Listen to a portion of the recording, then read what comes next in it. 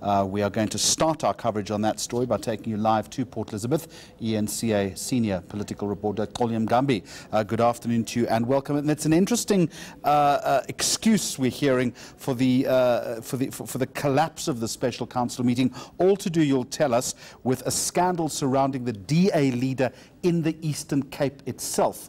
Explain that to us.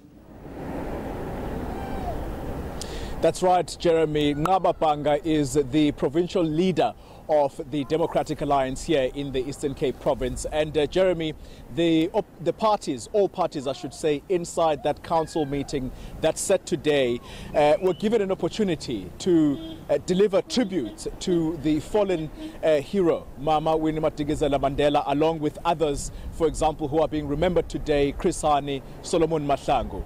Now, Jeremy, when it came to the DA's turn to deliver that tribute, Ngabapanga, they refused flatly. This is the EFF, the ANC, refusing flat out to allow Ngabapanga to address that particular meeting or to be the one that delivers that tribute. And they were saying that this is simply because Ngabapanga is responsible for an accident that actually occurred sometime last year, which ultimately killed 2 women, Jeremy. Let's listen back now to what this is all about. Here's Ngabapanga speaking for himself about that particular incident.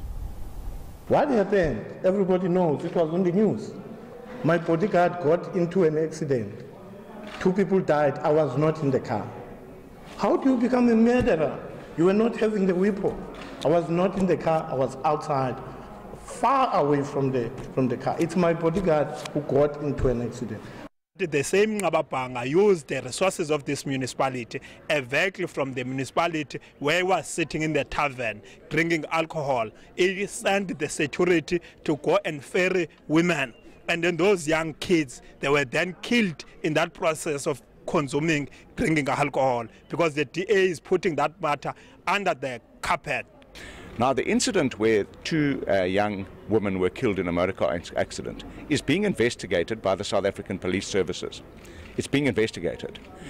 The driver was asked to go and fetch Councillor Banga's girlfriend. Councillor Banga has got a driver and security presence because his predecessor in the housing department was assassinated in Nelson Mandela Bay because of corruption. He was assassinated. So on the strength of that security threat, he has a driver.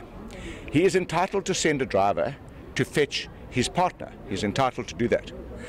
But if there is anything in the law that has been contravened, Councillor Banga has said it just himself in the press conference. He's prepared to answer for any charges that are put against him. To date, there have been no charges put against him. The police are investigating the case. All right, that's the Mayor of the Metro, Athol, Trollip. So, Xoli, as we wrap this up, because we're going to get some expert analysis in just a moment, politically, where do the cards fall now on this particular issue? It would seem, ironically, then, that this particular objection now works in the favour of the Democratic Alliance, or am I misreading it? Well, Jeremy, it effectively does work in the favour of the DA because Athol Trollip remains the mayor of Nelson Mandela Bay. That motion has not been debated and has actually not even been voted on. The Speaker, Jeremy, now essentially has the cards all to himself because for the parties to again manage or petition him to put this particular motion of no confidence back on the agenda, he will have to be petitioned by 61 signatures or 61 members who will then pen signatures to him to say, please put this matter back on the table.